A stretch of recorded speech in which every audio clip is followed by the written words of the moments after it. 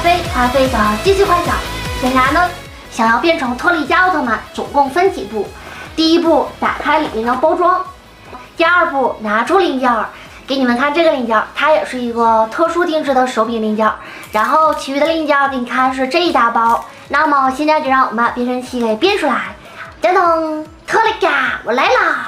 这第一眼的感觉怎么样？这个呢可是一个等比例的特利迦变身器，就是人拿在手上是刚刚好的。能不能变成奥特曼呢？那就要看自己是不是被光选中的人了。给你们看看这个细节，看中间的那个水晶是那种不灵不灵透明的，然后两边那个大大的黄色定制零件。好的，那现在我们就来试一下。想要变身成特利迦奥特曼，首先要很自然的从包包里拿出变身钥匙。给你看，上面有一个特利迦的贴纸。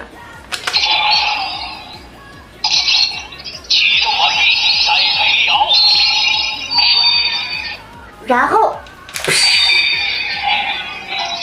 大喊一声“特利迦”！特利迦奥特曼复合型。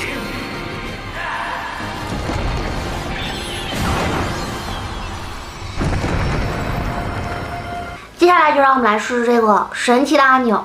首先，第一次按的时候是斯派修姆的光线音效。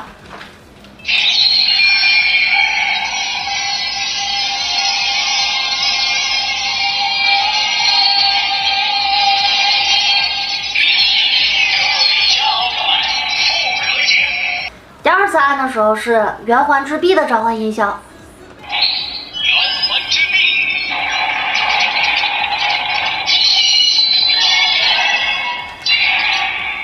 第三次还是栽培里奥光线。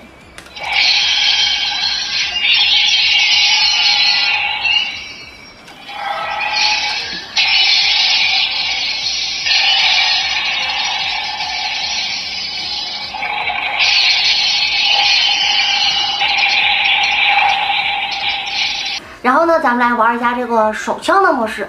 这个变形的时候非常的简单，一键变形，哒哒哒，然后就这样。